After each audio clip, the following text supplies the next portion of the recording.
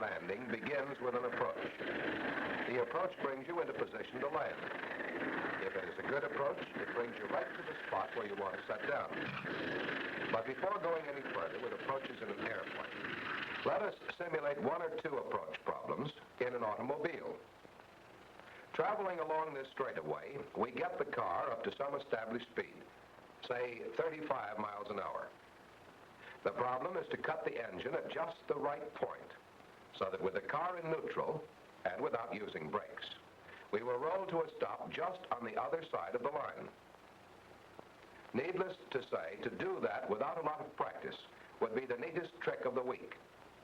But we can make the problem a lot easier if we bend our approach path around so we make a 90-degree turn onto the final leg of our approach. Now suppose that after cutting the throttle, we find we're slowing down too fast. We simply turn in sooner, varying our rate of turn so we end up just over the line. On the other hand, suppose that after cutting the throttle, we find we have too much speed. In that case, we delay turning in, and then turn in gradually, using up as much speed as possible in the turn to avoid overshooting. We can make 100 variations in where we start the turn and in the rate of turn. And if we were to straighten out these various paths, we would see that each variation actually changes the distance the car travels. So we can compensate for a shortage of speed by turning in sooner and cutting down the distance we travel.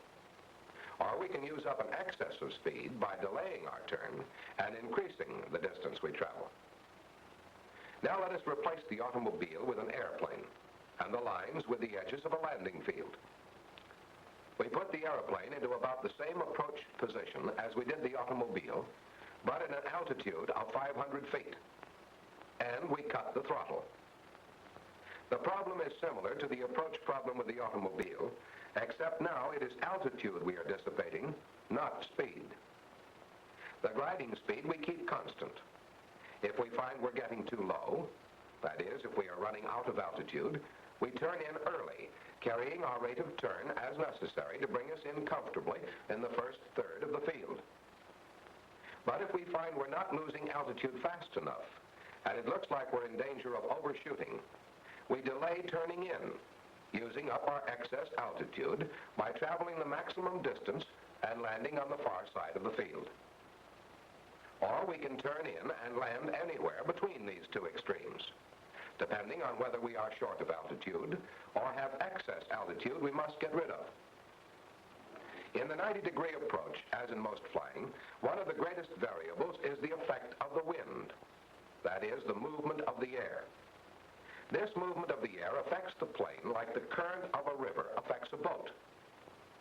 If we start across the river with the nose of the boat pointed straight for the opposite bank, we will move across like this, ending up some distance downstream from the point at which we aimed. To understand more fully just why the current has this effect on the boat, let us substitute a moving belt for the river. A very wide belt which moves along through the countryside just like the river. If we drive a car across the belt, following a line running straight across it, the car will appear to be moving diagonally across the belt, and we will end up here. Actually, we have driven the car straight across, following the line, but the motion of the belt has moved the path itself and the car with it. If we want to go to a point directly across the belt, we will have to follow a course like this, so that by the time we reach the end of the course, the belt will have moved the end of the course down to our desired destination. An airplane, as long as it is in contact with the ground, is affected by the wind blowing on it. But as soon as it is clear of the ground, the plane moves with the air. The air carries it along just as the moving belt carried the car or the water carries a boat. For instance, suppose we want to travel a course like this, from south to north, and the wind is from the west. If we head directly for the point we want to reach, we will end up away to the east of it. We will have flown a straight course through the air, but the air moving over the earth from west to east will move the entire flight path, so our path over the ground will be a diagonal one. However, if we point our nose off to the northwest on a diagonal heading into the wind, our flight path through the air will be diagonal, but our track over the ground will be straight to our objective. Let's see how this works out in actual practice. The plane below us is attempting to parallel that highway. But even though its nose is pointed straight along the highway, the plane is moving off to the right. By making a turn so that we bring the nose around somewhat into the direction the wind is coming from, we can make a track over the ground which parallels the highway perfectly. This is called correction for drift by crabbing, or drift angle correction. And when you crab, your wings are level. You are flying in normal, balanced flight. It's just that you're flying this way while the wind is drifting you this way. So you end up on a compromised course between the two. And you adjust your heading so the compromised course is just the course you want to follow. If you find you are moving over to the windward of the course you want to fly, you're crabbing too much. So turn back slightly. If you find yourself drifting downwind off your course, you're not crabbing enough. So turn a little more into the wind. But let's go back to the moving belt for a moment. Suppose we were to drive a car along the belt at exactly 30 miles per hour. At the end of 1 hour, the car will have traveled exactly 30 miles over the belt. But let us suppose that at the same time, the belt was also moving at the rate, let us say, of 20 miles per hour. So while the automobile was traveling 30 miles, the belt was traveling 20. And even though the car has traveled only 30 miles by means of its own power, it has covered a total distance of 50 miles in relation to the surrounding countryside. An airplane flying at the rate of 75 miles per hour will travel 75 miles through the air in 1 hour's time. But suppose that at the same time, the air is also moving in the same direction at the rate of 25 miles per hour. Then during the hour, the plane is moving 75 miles. The body of air in which the plane is flying will have moved an additional 25 miles. So the plane will have traveled 100 miles in relation to the ground. On the other hand, if the plane is flying in the opposite direction from the way the air is moving, while the airplane is flying 75 miles through the air itself would be moving 25 miles in the opposite direction. So at the end of an hour, the plane would have traveled only 50 miles in relation to the ground. Again, suppose you put your plane into a climb, and in 10 minutes' time you gain 3,000 feet of altitude and travel a distance of 10 miles through the air. But suppose also that the air is moving in the same direction at such a rate that the body of air in which your plane is flying will have moved an additional 5 miles. Thus, your plane would travel 15 miles in relation to the ground. But the gain in altitude is exactly the same, regardless of the movement of the air. On the other hand, if you are flying in the opposite direction, while you are traveling a distance of 10 miles through the air and gaining 3,000 feet of altitude, the body of air will have moved you back 5 miles. So you will have traveled only 5 miles in relation to the ground. But again, your gain in altitude will be exactly the same, 3,000 feet in 10 minutes. Contrary to the popular misconception, you do not gain altitude faster when climbing upwind. You gain exactly the same amount of altitude in a given period of time, and your climbing altitude is the same whether you are climbing upwind or downwind or in no wind at all. The only thing that varies is the distance you travel over the ground.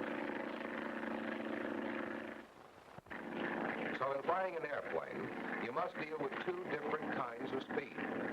Airspeed, or the speed with which the plane travels through the air, and ground speed, or the speed at which the plane travels in relation to the ground. Assuming that it takes 50 knots airspeed to get off the ground in a takeoff, if you take off downwind in a 20-knot wind, you will be moving at a ground speed of 70 knots when you become airborne. To get this much ground speed, you will have to have a much longer takeoff run. You will have less altitude in a given distance, and therefore less chance of clearing obstacles at the end of the runway. But But if you take off into a 20-knot wind, even though you must still have 50 knots airspeed to get off the ground, you will become airborne at a ground speed of only 30 knots. You can pick up 30 knots ground speed in a hurry, shortening your takeoff run and giving you much more altitude with which to clear obstacles in a given distance over the ground. Now let us apply this information on the effect of the wind on the plane to the 90-degree power-off approach. Like most Navy approach patterns, this one, in its complete form, approximates a racetrack pattern.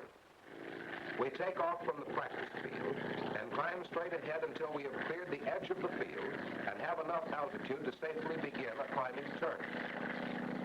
We make the climbing turn in whichever direction is called for by the course rules. Climb to an altitude of 500 feet above the ground, level off, and fly downwind until we are approximately opposite the downwind end of the field. Here we enter a turn, which we plan in such a way as to bring us into the 90-degree position. But here again, the wind, that is the movement of the air, will affect virtually every phase of the pattern in much the same way that the current of a river would affect a boat attempting to make such a pattern. The boat leaves the dock headed directly into the current. But if the helmsman pays no attention to drift, that is, if he makes his turn as though there were no current, he will make this kind of pattern. Likewise, in the down current turn, if he forgets about drift, he will end up with a completely unsymmetrical pattern and a long pull upstream to make the dock. To make the kind of pattern he wants, he must make the upstream turn more gradual. On the downstream end, he must turn more sharply. And the pilot must do exactly that same thing if he is to make an acceptable approach pattern. Practically speaking, the first problem the student must deal with in making an approach is that of joining the traffic pattern. Let's follow this plane as it prepares to join traffic for an approach to a practice field. Okay, let me take it for a while. If you'll look ahead and slightly to the right, you'll see a practice field. We want to land at that field. But before we join the traffic pattern, we must know the direction of the wind. As a matter of fact, there's something you should be conscious of every second you're in the air. Smoke is probably the best wind indicator. You can almost always see smoke somewhere. Wind streaks on water are a good wind indicator. So are grain fields and trees or windmills. When you know the direction of the wind, you can tell which is the upwind end of the traffic pattern. You have to know this because that's where you enter traffic. If you're back here at, say, 1,000 feet, you'd be able to plan ahead, letting down to the required altitude, 500 feet in this case. At the same time, you're maneuvering to enter traffic. From this point, you can enter traffic anywhere along the upwind end of the traffic pattern, but you must enter at a shallow angle to the direction of flow of traffic. If you were approaching the field from out in this direction, you would circle the field, staying wide until you were down to 500 feet and in position to enter traffic at the upwind end of the pattern. Or suppose you were approaching the field from out here. Instead of going clear around the field, you can make a wide turn, bringing you into position to enter the pattern at a shallow angle at the upwind end of the pattern. As we get closer to the field, you can get a better look at the planes already in the traffic pattern. After takeoff, they climb out of the field at the upwind end. They have the right-of-way. It's up to you to get space between the planes already in the pattern, so you won't interfere with them or they with you. For instance, here you have one plane climbing out of the field and another one landing. By turning out a little to give the first plane a chance to get ahead of you, you can get yourself comfortably spaced between the two. Once in the pattern, you have plenty to think about. First, keep the plane at an altitude of 500 feet above the ground, but not by staring at the altimeter. Merely glance at it occasionally and make the necessary adjustment in the attitude of your nose. Holding altitude is a matter of constant correction. Your principal problem in the 90-degree approach is to get yourself into a favorable position for cutting your throttle. For instance, suppose you make your upwind turn too sharp so you're too close to the field on the downwind leg. Unless you make some correction, you'll be here when you cut your throttle. To lose your altitude, you'll have to glide clear over to the far edge of the field. If you turn in any sooner, you'll overshoot badly. So when you make this kind of pattern, you are limiting your possible landing area to a narrow strip along the far edge of the field. You're liable to get fouled up with traffic, and you're allowing yourself almost no opportunity for corrections. On the other hand, if you make your upwind turn too shallow and do not make some correction, you will be here when you cut your throttle. And if you're lucky, you'll just make the field. Again, you're limiting your landing area to a narrow strip, this time on the near side of the field, because you simply don't have enough altitude to glide any further. But suppose you get yourself spaced correctly on your downwind leg and you're doing fine until you start your turn too soon. Unless you make a correction, you'll be at this point when you close your throttle, much too close to the field. You'll have to use up your altitude by gliding along parallel to the field, bringing you down clear over on the far side, and again limiting your available landing area to a narrow strip. The reverse of this, another common mistake, results from starting your turn too late, so you cut your throttle here. If you're going to make the field at all, you'll have to turn in sharply and head straight for it. But to a considerable extent, learning to fly is a matter of learning to recognize your mistakes and correct them in time. If you turn too sharply at the upwind end of the pattern, make a correction by widening out on the downwind leg to bring you into a favorable position at the 90-degree point. If you've made your upwind turn too wide, slice in on the downwind leg. Your first objective in the 90-degree approach is to get yourself into a favorable 90-degree position, which makes it possible for you to take advantage of the entire field in making corrections as you glide in for a landing. But this 90-degree position varies with the strength of the wind. For example, suppose there is a strong wind. Then, while you're gliding in for your landing, the air will at the same time be moving you back away from the field. You will not travel as far over the ground during your descent. So from this 90-degree point, you would probably undershoot the field altogether. Or suppose there's practically no wind at all. You would then travel much further over the ground in your glide. And even though you turn very gradually, gliding clear to the far edge of the field, you would very likely overshoot the field altogether. So your 90-degree position varies with the strength of the wind. When there's a brisk wind, the pattern shrinks. The 90-degree position is closer in. On a calm day, the pattern expands, and the 90-degree position moves out, further away from the field. But each approach is different. The wind changes from day to day, sometimes from hour to hour. There are vertical winds, that is, updrafts and downdrafts, as well as winds over the ground. These vary your rate of descent. So once you have established a pattern and cut your throttle at the 90-degree point, watch the field. Pick a point where you think you can land. If it looks like you're coming down pretty rapidly, turn in a little. Anytime it looks like you're going to be too high to hit the spot you've picked, widen out your pattern. Keep experimenting. Vary your rate of turn, playing rate of turn against altitude. One of the principal purposes of this maneuver is to develop your ability to judge your rate of descent and make corrections accordingly. And incidentally, be sure to recover from your turn before crossing the edge of the field. You should have a reasonable amount of straightaway before you land. You'll notice that while we were making that landing, the windsock has swung around so the direction of the wind runs diagonally across the field. Now it becomes more important than ever that you visualize a landing line. Pick a couple of points, a clump of trees perhaps, and one corner of the field, and imagine a line between them which parallels the direction of the wind and can serve as a landing line. Then your entire approach pattern is built around that landing line. Your downwind leg parallels your landing line. You begin your downwind turn when you are abeam of the spot where you intend to land, and you cut your throttle when you're 90 degrees to your landing line. Now try to visualize your possible landing area. Obviously, you can't land here, or here. There is isn't enough room. But you do have a large area on either side of the landing line where you can sit down. By selecting a landing line in the center of your landing area, you give yourself the longest possible landing line and the maximum opportunity for correction on either side of it. The racetrack pattern and the 90-degree approach are the beginning of all pattern flying. In this maneuver, you learn merely to hit a field without power. Next, you'll be able to hit a runway with power. Then pretty soon you'll be hitting a 200-foot circle from 800 feet. And it won't be long after that before you'll learn to get into a very small field from a cut gun at 1,000 feet.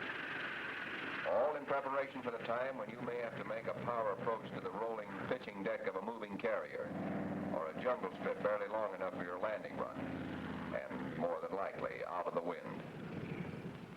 The racetrack pattern and the 90-degree approach are the first steps toward all that, toward developing your ability to visualize a flight path through the air and to fly that exact path so you can make the plane do precisely what you want it to do and set it down on a dime. Okay, let's go home.